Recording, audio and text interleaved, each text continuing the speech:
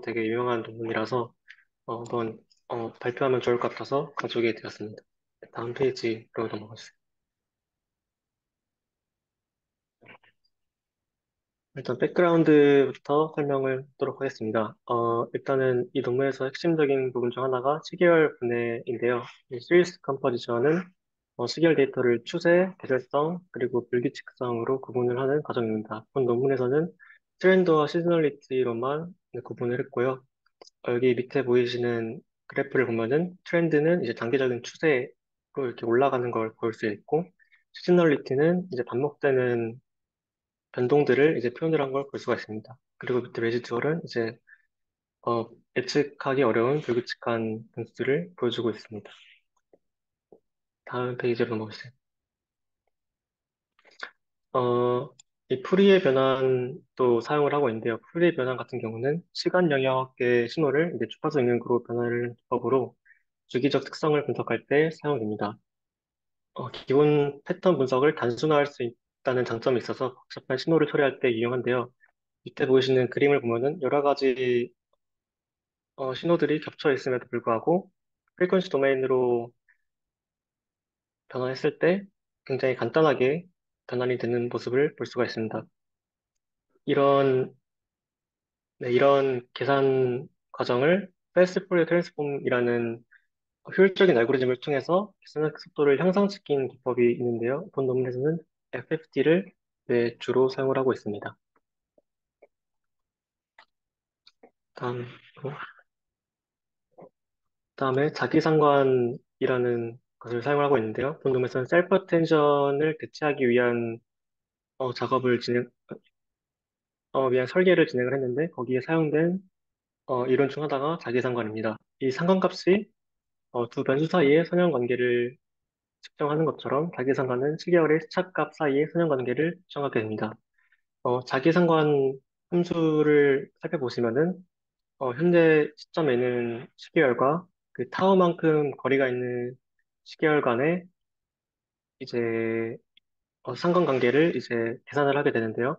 이 자기상관 함수가 높을수록 내재된 주기성이 타우에 가깝다라고 볼 수 있습니다.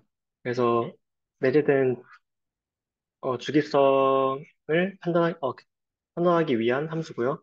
이 함수에 계산하는 시간 복잡도는 L 제곱입니다. 어, 이 L 제곱을 위너 킨친 정리를 사용을 하면은 다른 방식으로 계산을 해서 시간 복잡도를 줄일 수가 있습니다. PSD를 밑에서 설명을 할 텐데, PSD의 풀이 역변화는 자기 상관함수의 시간 평균 관계가 같다라는 것이 이 정리의 핵심 요약인데요. 이걸 다시 말하면은 PSD를 구하면은 거꾸로 자기 상관함수를 구할 수가 있다는 뜻입니다. 이 PSD는 파워 스펙트럴 덴시티라고 해서 전력 스펙트럼 밀도인데요. 이 값은 주파수에 따른 전력 밀도의 분포를 의미합니다. 그래서 주파수가 몇일 때 어느 정도의 신호가 밀도를 가지고 있냐. 그래서 이 신호의 크기를 제곱을 해서 계산하는 것이 PSD입니다. 그래서 밑에 SSX 함수를 보시면은 어, 풀이에 변환된 시계열을 제곱을 함으로써 계산되는 것을 볼 수가 있습니다.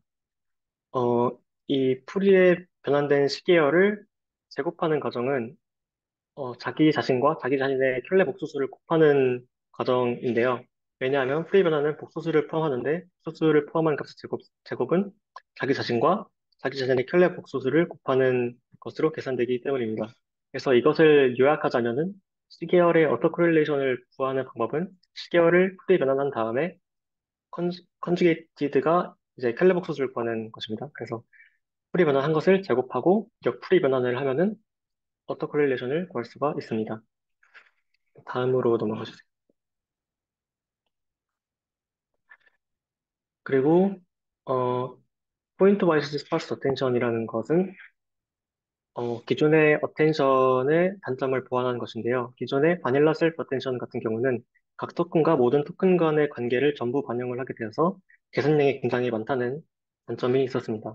그래서 계산량을 줄이기 위해서 스파스 셀프 어텐션이라는 방법이 활발하게 이제 연구가 되었는데요. 관련성이 높은 토큰과의 관계만 고려하겠다. 뭐 이런 취지로 진행이 됐습니다. 그래서 특정 포인트만 선택해서 반영하기 때문에 계산 효율이 크게 상승되고요.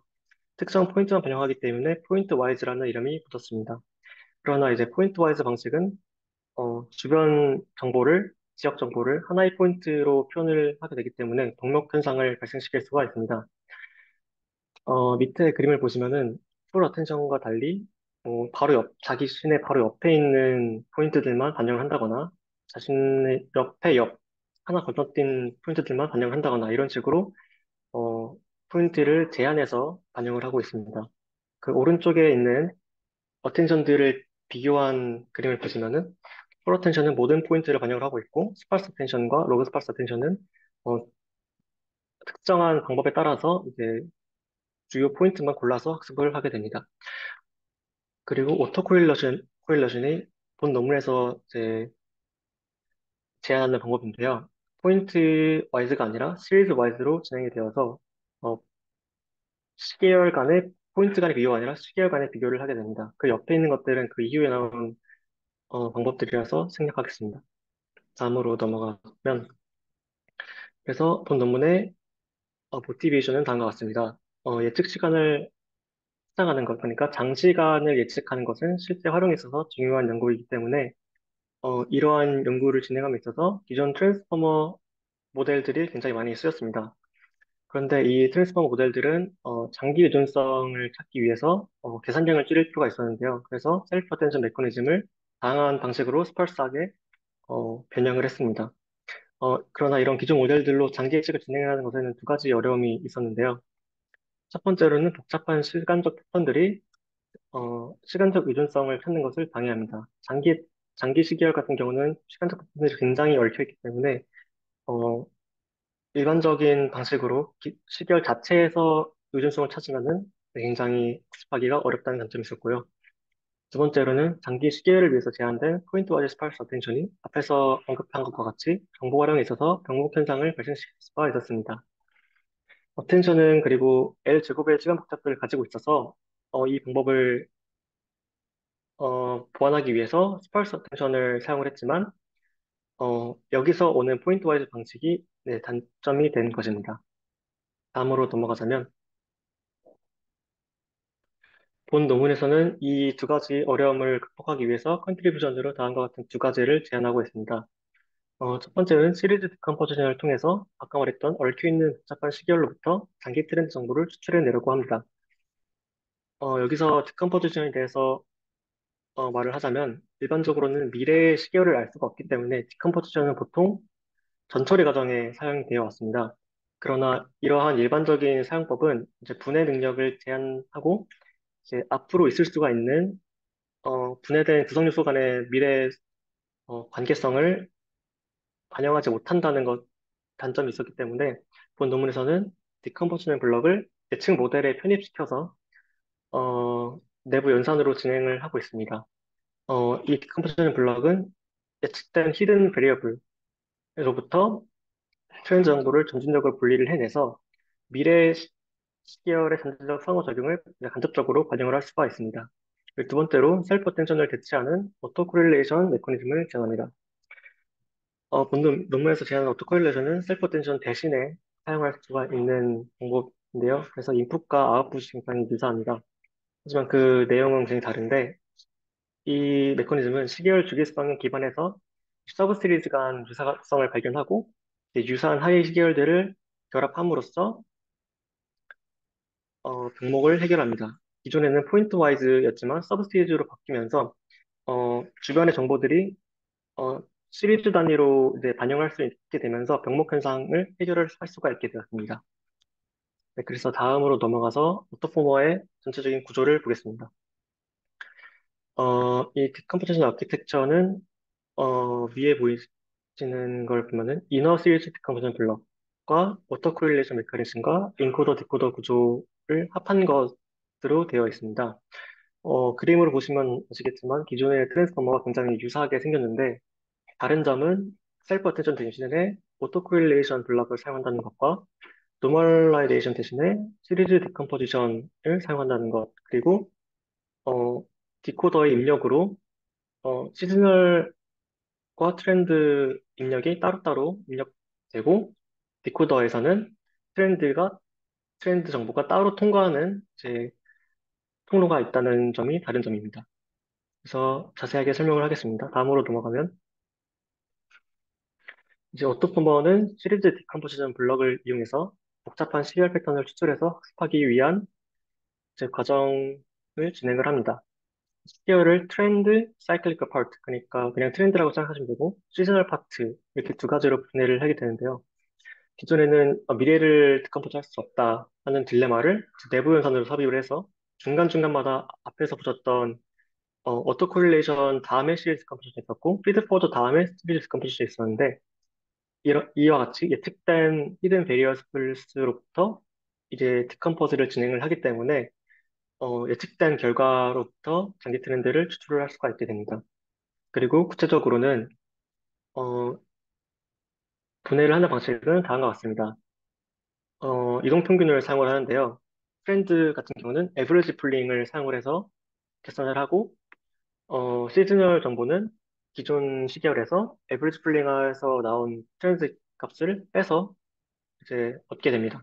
이때 에버리지 풀링을 할 때 이제 동일한 인코드 디코드를 층층이 쌓아야 하기 때문에 입력과 출력 값이 차원이 동일해야 하는데요. 그래서 패딩 값을 이제 사용을 해서 결과로 나오는 이제 시리즈의 길이를 일정하게 유지를 하도록 합니다.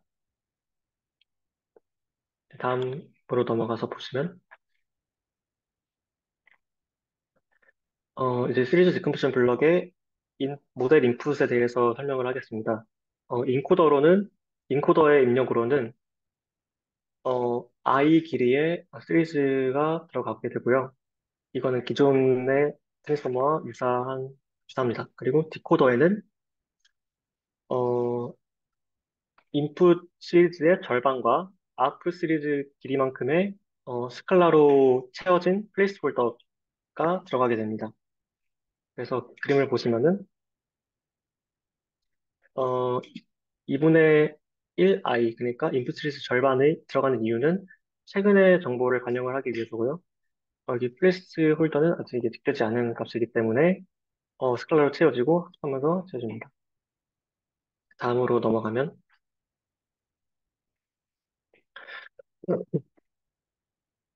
인코더에 대해서 설명을 하도록 하겠습니다. 이제 시리즈 디컴포지션 블럭에서 보이시는 시리즈 디컴 블럭은 트렌드를 분리를 해서 제거를 하게 됩니다. 그래서 이 인코더에서는 사실상 시즈널 패턴만 이제 모델링 되는 것이라고 할 수가 있고요. 그 과정은 수식으로 나타내면 다음과 같습니다. 인코더는 n개의 레이어로 구성되어 쌓여 있다고 가정을 하면 L번째 인코더는 이제 다음과 같은 수식으로 진행됩니다. 그래서 첫 번째 S와 두 번째 S를 보시면은 어, 오토코릴레이션은 나중에 이제 계산 과정을 설명을 할 테고 오토코릴레이션으로 얻은 오토코릴레이션을 이제 기존에 받았던 입력과 이제 더합니다. 그래서 이 과정은 이제 기존에 트랜스포머되어 있던 레지듀얼 커넥션이고요. 이 과정을 거치고 나서 기존의 트랜스포머에서는 노멀라이제이션이 있었는데 여기서는 이제 시리즈 디컴포지션을 해서 시즈널만 남기고 템포럴을 여기서 버립니다. 이 과정을 뒤에 있는 피드포워드를 거칠 때도 동일하게 진행을 하고요. 이 결과 시, 나온 시즈널 패턴을 이제 다음 입력으로 사용을 하게 됩니다. 그래서 이렇게 계속해서 이어져서 인코더 학습이 진행됩니다.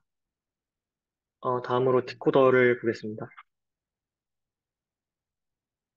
디코더 같은 경우는 기존 트랜스포머와 다른 점이 좀 있습니다. 보시면은 트렌드 정보가 이제 통과하는 통로가 따로 만들어졌는데요. 기존의 인코더에서는 시리즈 디컴포지션에서 떨어져 나온 트렌드가 버려졌다면은 여기서는 어, 더해지게 됩니다. 그래서 여기서 어큐뮬레이션 해서 더해진 값이 마지막 프레딕션에 경향 트렌드가 반영됨으로써 이제 예측이 진행되게 되는데요. 그래서 디코더에서는 시즈널과 트렌드를 둘 다 반영을 하는 방식으로 진행됩니다. 여기서 처음에 있는 오토코렐레이션은 이너 오토코렐레이션이라고 되어 있는데 이건 예측을 이제 리파인하는 것을 목표로 하고 있고요. 이것은 기존의 트랜스포머의 디코더에 있는 셀프 어텐션과 동일한 개념이라고 보면 될 것 같습니다. 그리고 두 번째로는 인코더 디코더 오토 코릴레이션 블럭이 있는데요. 이 블럭에서는 이전 시점의 시그널 인포메이션을 받아와서 활용을 합니다. 그래서 크로스 어텐션, 인코더 디코더 어텐션과 유사하다고 생각을 하면 됩니다. 그래서 그 성체 과정을 다음 페이지부터 설명하도록 하겠습니다. 이 페이지를 보시면 모델은 전체적인 트렌드를 intermediate hidden variables, 그러니까 중간중간마다 나오는 계산되는 hidden variables로부터 추출을 하게 됩니다. 그래서 여기서 추출된 트렌드를 이번에는 버리지 않고 디코더 중간중간마다 점진적으로 accumulation 해서 트렌드를 점점 완성시켜 나가는 구조를 가지고 있습니다. 이러한 방식은 중간마다 트렌드를 제거를 해서 시즈널 정보를 학습하는데 필요 없는 값들을 제거를 하기 때문에 시즈널 인포메이션을 학습하는데 더 도움을 주는 효과 또한 있습니다. 네, 다음으로 넘어가서 디코더의 수식은 네, 다음과 같습니다.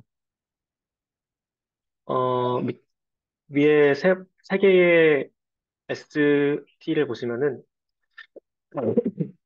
아까 인코더를 봤던 것과 동일하게 보시면 될 것 같고요. 전 맨 마지막 부분만 일단 설명을 하겠습니다. 트렌드 같은 경우는 이전 시점의 출력값과 현재 시점의 디코더에 있는 시리즈 컴포지션마다 나온 값들을 프로젝션해서 더한 값으로 네, 구성이 되게 됩니다. 그렇게 해서 만들어진 트렌드 값과 어, 시즈널 정보가 출력된 이제 여기 파이널 프레딕션에서 오타가 있는데 WS 다음에 WM이 아니라 이제 S 아, 아, S로 바꾸서 보시면 될 것 같습니다. 그래서 시즈널 정보 값에 프로젝션을 해서 거기다가 아, 아니다, 이거 그대로 보시면 될 것 같습니다. 네. 그래서 그 트렌드 정보와 시즈널 정보를 이제 파이널 프로젝션에서 더함으로써 최종 예측을 진행을 하게 됩니다.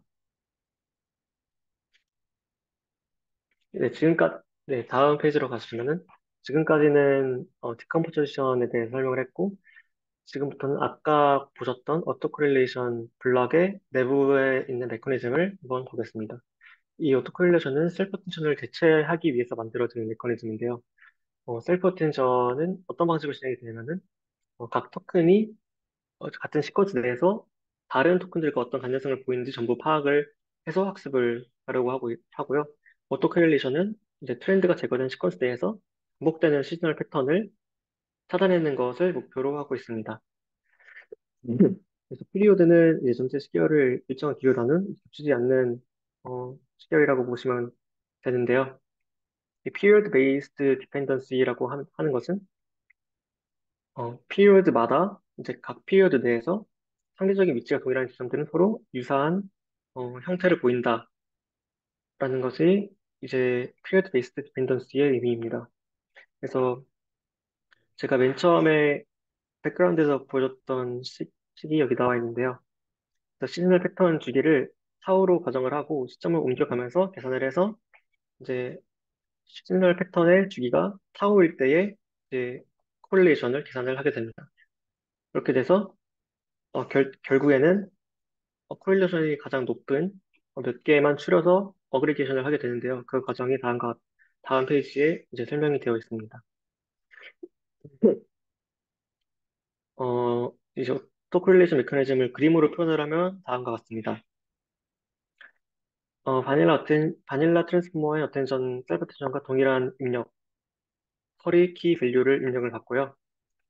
일반 오토코릴레이션의 계산 복습들은 그래서 L 제곱인데 이것은 셀프 어텐션과 동일하기 때문에 어, 스파르타 어텐션을 대체하기에는 부족함이 있습니다. 그러나 앞에서 언급했던 위너 킨친 정의를 활용을 하면은 어, 복잡도가 L 로그 L인 FFT를 활용을 해서 오토코릴레이션을 거꾸로 계산을 해낼 수 있기 때문에 이러한 방식으로 모델은 구현이 되어 있습니다. 그래서 이 과정을 다시 한번 설명을 하면은 그림에서 보시는 것 같이 프리 변환하고 제곱하고 프리 변환해서 이 값을 오토코릴레이션으로 사용을 하게 됩니다.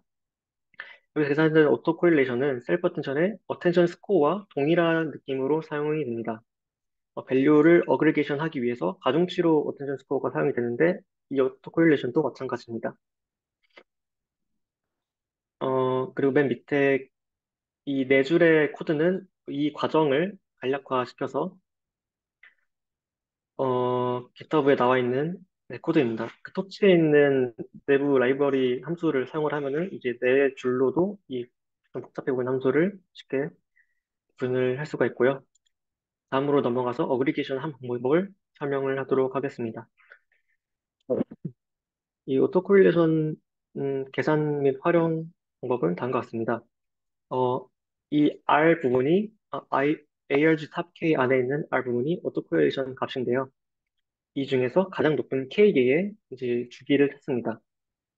그래서 가장 높은 오토코릴레이션을 가지는 주기를 K개를 찾고 그 값을 이제 소프트맥스로 이제 가중치로 변환을 하게 됩니다. 그래서 그거를 기반으로 해서 기존에는 그냥 곱했다면 여기서는 또 하나 다른 점이 있습니다. 다른 점이 뭐냐면은 롤링을 한다는 점인데요. 주기만큼 이동을 하고 어, 그 이동해서 이제 튀어나온 부분을 다시 앞으로 갖다 붙여서 이제 롤링을 하는 방식으로 진행하게 됩니다. 거기다가 이제 가중치를 해서 어그리게이션을 합니다. 네, 다음으로 넘어가겠습니다. 이러한 오토크리에이션 방법과 이제 셀프 텐션 패밀리 그러니까 셀프 텐션 비슷한 모델들의 차이점은 오토코릴레이션은 시리즈 와이즈로 진행되지만 셀프 텐션은 포인트 와이즈로 진행된다는 것입니다. 이 포인트 와이즈 중에서 지역 정보를 고려하는 경우도 있지만 포인트 와이즈 디펜던시 탐색을 보조하는 역할로 주로 사용되고 있기 때문에 어, 포인트 와이즈에는 병목 현상이 있을 수가 있고 시리즈 와이즈는 이를 어, 개선하는 효과가 있습니다. 그래서 오토콜레이션은 연산 효율성뿐만 아니라 정보 활용도까지도 전부 개선을 할 수가 있습니다. 여기 그림을 보시면은 풀 어텐션은 이제 모든 포인트를 전부 반영을 하게 되고 그 나머지는 그 중간 포인트만 반영하지만 오토콜레이션은 시리즈 자체를 포인트가 아니라 시리즈 자체를 반영해서 비교를 하는 방식으로 진행을 하지만 연산 효율성 또한 더 좋다는 것을 알 수가 있습니다. 네, 다음으로 넘어가서 이제부터 실험을 통해서 이 오토포머의 효과를 한번 보겠습니다. 데이터셋은 다음과 같이 6개를 사용했고요. ETT, Electricity, 그러니까 ETT, 전기 데이터, 환율 데이터, 교통 데이터, 그 기상 데이터, 그리고 질병 데이터를 사용했습니다. 뭐 이 부분은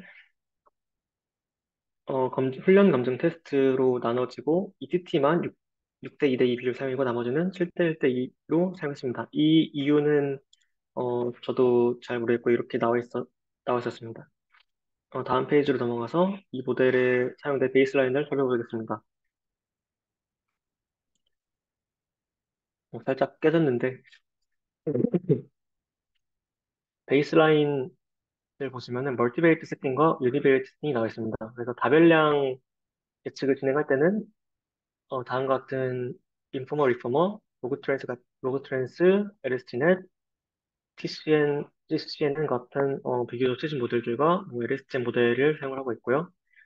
유니베리에이트 세팅에서는 어, 엔리츠, DBR, 프로펫, 아리마를 사용을 하고 있습니다.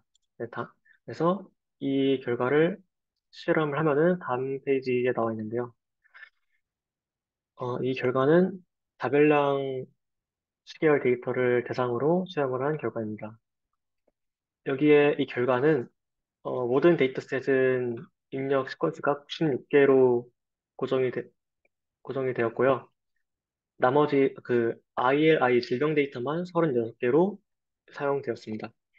그 결과는 이제 오토포머가 모든 설정에서 일관적으로 가장 좋은 성능을 보였으면서 아웃풋이 336일 때 굉장히 좋은 성능 향상을 보였습니다. 보시면 ETC는 무려 14% MSC가 감소했고요. 나머지도 준수하게 성능 향상이 있었습니다. ILI 같은 경우도 아웃풋이 60일 경우 43%의 성능 향상이 있었고요. 전반적으로 38%의 MSC 감소를 기록했습니다. 이 어토포머는 주기성을 기반으로 해서 동작을 하는데도 불구하고 환율 데이터에는 주기성이 명확하지 않은데도 불구하고 오토포머가 61%나 성능 향상을 보였다는 점에서 의미가 있는 것 같습니다. 그리고 다음으로 넘어가서 어, 단전량 유니베이트 세팅에서 진행을 한 실험 결과입니다. 이 실험 결과 어, 오토포머가 거의 모든 세팅에서 가장 좋은 성능을 보였고 아리마만 환율 데이터셋에서 더 좋은 성능을 보였습니다. 하지만 이 아리마의 경우 EPT와 같은 주기를 반영하는 데이터에서는 성능이 좋지 않았고 그리고 예측하는 시퀀스가 늘어나면 늘어날수록 성능이 크게 하락하는 모습을 보여서 오토포머가 비교 우위를 가지고 있음을 볼 수가 있었습니다. 다음으로 넘어가서 어블레이션 스터디를 진행을 했습니다. 어블레이션 스터디에서 디컴포지션 아키텍처에 대해서 실험을 진행했습니다. 여기서 보시는 오리진은 디컴포지션 아키텍처를 넣지 않는 거고요. hours는 오토포머를 넣은 것이고 separate는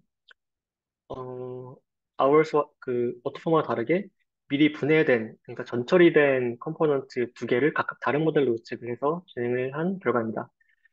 결과는 본 놈에서 제안한 방법이 일관적으로 가장 좋은 성능을 보였고, separate는 더 큰 모델과 더 많은 외계 변수로 학습을 했음에도 불구하고 성능이 오히려 하락하는 경우도 보였습니다. 다음으로 넘어가서 오토콜리레이션과 셀프어텐션 패밀리들을 비교한 결과입니다. 이 경우에서도 오토콜리레이션이 모든 세팅에서 가장 좋은 성능을 보였고요. 풀 어텐션과 로그 스파스 어텐션, 그리고 LSSG 어텐션의 경우에는 아웃 오브 메모리가 나는 것을 볼 수가 있습니다. 그래서 이렇게 메모리가 부족해서 실험이 중간에 중단되는 현상도 있었는데 오토포머 코릴레이션을 사용했을 경우에는 이러한 경우가 없었으면서도 성능도 훨씬 더 잘 나왔습니다. 다음으로 넘어가서 타임 시리즈 디컴포지션에 대해서 보겠습니다. 이제부터는 모델의 어, 구조를 구조의 타당성을 분석을 하는 실험을 진행했는데요. 디컴포지션 블럭의 유효성을 확인을 할 수가 있습니다. 디컴포지션 블럭이 아예 없을 경우에는 맨 좌측에서 보이는 것과 같이 트렌드를 전혀 잡지 못하는 것을 볼 수가 있고 시즈널 인포메이션도 어, 타임 시리즈를 봤을 때 반영이 제대로 안 되는 것을 볼 수가 있습니다. 하지만 디컴포지션 블럭이 하나씩 추가될수록 트렌드 반영이 잘 되고 시즈널 파츠도 기존 시계열과 굉장히 유사해지고 있다는 것을 볼 수 있습니다. 그래서 디컨버전이 추가될수록 트렌드를 더 잘 예측하면서도 시즈널 파트 또한 학습을 촉진하는 효과가 있었다는 것을 알 수 있습니다. 그래서 다음으로 넘어가서 디펜던시 러닝을 보겠습니다.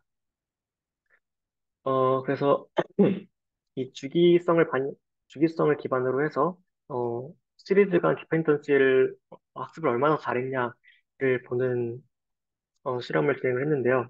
디펜스를 학습을 한 후에 가장 가능성 있는 주기를 6개를 뽑아서 그래프를 표시를 했습니다. 그래서 가능성 있다라는 것은 오토콜레이션이 가장 높은 주기를 의미를 하는 것으로 보이고요. 여기서 비교가 되고 있는 어텐션들의 경우에는 어텐션 스코어가 가장 높은 포인트들을 네, 화면상에 표시한 것으로 보입니다. 네, 그래서 보시면은 오토콜레이션 같은 경우는 굉장히 주기를 잘 반영을 해서 어, 유사한 서브 시리즈를 놓치는 거 없이 활용을 하고 있지만 다른 셀프 텐션들은 관련이 없거나 이제 생략된 포인트를 활용하고 있는 것을 볼 수가 있습니다. 그리고 마지막으로는 계산하는 성능에 대해서 다음 페이지에서 진행을 했는데요. 여기서 보시면은 예측하는 길이가 커질수록 시간과 메모리가 기하급수적으로 늘어나는 것을 볼 수가 있는데 당연하게도 프로텐션이 굉장히 크게 상승을 했고, 오토 코릴레이션 방법이 가장 적게 증가를 해서 이 방법이 가장 효율적이면서 가장 성능이 좋다라는 것을 이 실험을 통해서 증명했습니다. 그래서 마지막 결론으로 들어가겠습니다. 그래서 결론적으로 이 논문은 현실적인 의용 프로그램에서 급증한 수요로 인해서 스케일의 단기 예측 응대를 연구했습니다. 이제 기존 트랜스포머 모델에 사용된 스파스 세프 어텐션을 개선한 오토포머를 제안을 하고요. 장기 시계열의 복잡한 시간 패턴을 디컴포지션을 통해서 정확한 관계성을 학습해서 장기 예측 성능을 높이는 컨트리뷰션을 보였습니다. 시그널 파트는 오토 콜리전을 활용해서 시리즈 레벨부터 디펜던시를 탐색했고요. 템포럴 파트는 인터미디엇 히든 베리얼스로부터 장기 트렌드를 점진적으로 집계해서 더 잘 학습하도록 했습니다. 그리고 기존 셀프 텐션의 복잡도 및 정확성을 개선해서 광범위한 데이터셋의 최첨단 성능을 보였습니다. 여기서 사용된 포리에, 포리에 변환과 윈친, 위너킨친 정리 같은 경우는 스토캐스틱 프로세스 티오리에 해당하는데 이런 확률적 이론들을 인용을 해서 셀프 텐션을 대체를 하고 복잡도를 낮추는 것에 의의가 있었습니다. 네, 감사합니다. 네, 수고했습니다.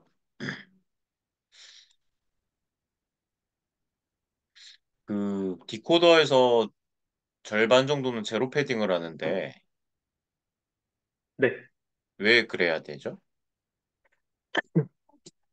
어, 제가 제가 알기로는 트랜스포머도 마스크를 한 다음에 진행을 맨 처음에 하면서 예측이 진행될수록 마스크를 풀면서 한다고 알고 있는데 여기서 그 디코더의 입력 같은 경우도 그 8페이지를 보시면 되시는데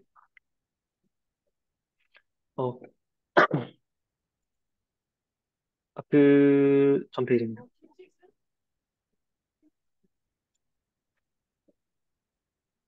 맨 처음에는 이후 그 예측하는 시점의 정보를 가지고 있지 않기 때문에 해당 시점 정보를 전부 비운 상태에서 시작을 하고요. 그리고 그 이전 시점의 정보를 전달하기 위해서 인코더에 입력했던 값의 절반 정도를 갖고 시작을 합니다. 그래서 그 갖고 있는 정보 이후부터는 학습을 진행하면서 채워나가는 것으로 알고 있습니다. 그러니까 뒤쪽의 절반을 제로로 패딩하는 건 아니에요? 아, 네. 어, 그 절반이 아니라 전부를 패딩을 하고요. 음, 네. 네. 그리고 이 지금 시리즈 디컴포지션 자체를 그 디컴포지션 하는 방법 자체를 여기서 제안한 건 아니죠? 아닙니다. 여기 그러니까, 디컴포지션은 단순하게 에버리지 풀링을 사용하고 있기 때문에 음, 그러니까 그건 그대로 그렇게 쓴 거고. 그리고 디코더에서 시즈널하고 트렌드 패턴을 이렇게 나눠서 처리하는데 그 시즈널에서 그렇게 좋은 그러니까 오토 코릴레이션을 도입해서 그런 시즌 단위로 코릴레이션을 반영하겠다. 그러니까 시리즈 단위로 코릴레이션 반영하겠다라고 했는데 트렌드는 왜 비슷한 시도를 안 하고 저렇게 애그리게이션만 해서 쓰는 거예요? 오토코릴레이션이 주기성 기반을 해서 오토코릴레이션을 이제 계산을 하기 때문에 어, 주기성을 가지고 있는 시즈널 데이터 기준으로 모델링을 하고 트렌드는 이제 따로 계산을 그렇기 때문에 따로 계산하는 것으로 이제 생각하고 있었습니다. 그리고 이 오토 코릴레이션 자체가 그런 특징을 가지고 그런 주기를 효과적으로 추출해내는 건, 효율적으로 추출해내는 건 알겠는데, 그렇다 그래서, 어떤 바닐라 어텐션보다 더 성능이 좋은지는 잘 이해가 안 되는데, 예를 들어 이 오토 코릴레이션 사용한 저 모듈에다가 셀프 어텐션을 그대로 대입해서 쓰면 어떤지 좀 궁금한데, 그런 경우에 대해서도 실험이 돼 있나요? 그런 경우에 대해서 실험한 거는 나와 있지 않고요. 이 모델이 장기시계 일찍에 대해서 진행하는 것을 목표로 하고 있다 보니까 일반 셀프 어텐션보다는 스파르스 셀프 어텐션이랑 비교하는 위주로 진행되고 있었습니다. 지금 사용한 데이터셋도 그런 목적에 맞는 데이터셋들을 사용한 거죠? 여기 사용되는 데이터셋은 보통 대부분의 시계열 모델 논문에서 사용하고 있는 데이터셋들입니다. 그래서 그거에 네, 특화된 데이터셋은 아닌 것 같아요. 네, 장기 시계열에 대한 예측인 거죠? 네네. 네, 알겠습니다. 다른 질문들 더 있어요?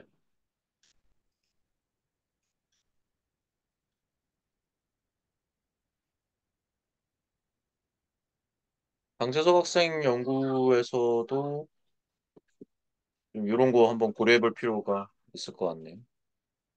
저 궁금한 거 하나 있는데 그 혹시 들리시나요? 네. 네, 그 이게 뭐지 뒤에 실험 보면은 다별량 데이터셋에서도 실험을 진행한 것 같은데 이 모델 구조 예전에도 잠깐 봤을 때 제가 이해했던 건 이제 자기 상관관계다 보니까 하나의 시계열에 대해서 그 주기적인 패턴이나 좀 예측에 영향을 많이 주는 그런 어토콜레이션을 계산하는 거잖아요. 그 다른 시계열과의 상관관계를 반영하기보다는 자기 시계열 자체의 그 상관관계를 반영하는 방식으로 학습을 하는 것 같은데 그러면은 이제 예측을 할 때 다른 시계열 특성을 아예 사용을 안 하는 건가요? 이 방식은? 다별량 예측에서. 바벨라 예측에서 제가 이해하기로는 어, 기존에 했던 유니베이트와 비슷하게 계산을 하고 나온 값들을 컨캣해서 예측에 컨캣하고 리니어 한번 거쳐서 사용하는 것으로 했습니다. 그러면 피처는 먼저 그 각 시계열별로 피처를 추출한 다음에 그것들을 컨캣해가지고 예측하는 방식으로 했다는 거. 네, 네, 그런 것 알겠습니다. 같습니다. 네, 감사합니다. 이 시리즈 디컴포지션 블럭은 몇 개까지 붙여요? 세 개예요, 그냥 딱? 네, 인코더에 두 개, 디코더에 세 개 이렇게 정해져 있는 것 같습니다. 그리고 이건 왜 그렇게 인코더, 디코더, 정했어요? 기존 트랜스포머와 동일한 구조를 가지도록 하려고 한 것 같습니다. 네, 좋다. 다른 질문 있나요?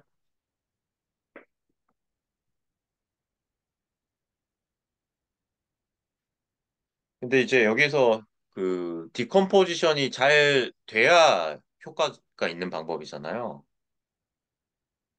근데 여기에 어떤 특징을 제한하는 방법의 특징을 고려해서 디컴포지션 방법 자체를 제한한 건 아닌데 이 디컴포지션이 제한하는 방법을 그러니까 지금 도입한 디컴포지션의 방법을 그대로 적용했을 때 제한하는 방법의 효과를 잘 드러낼 수 있다는 거를 뭐 어떤 설명이나 거기에 대해서 보여주거나 그런 게 있나요?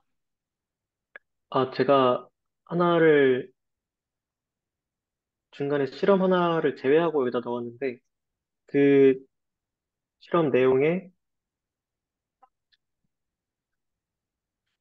어,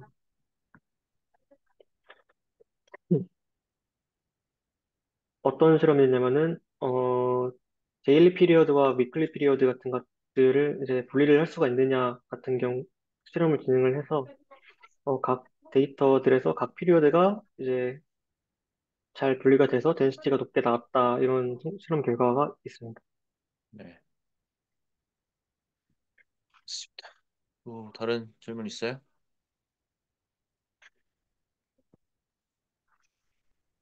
네.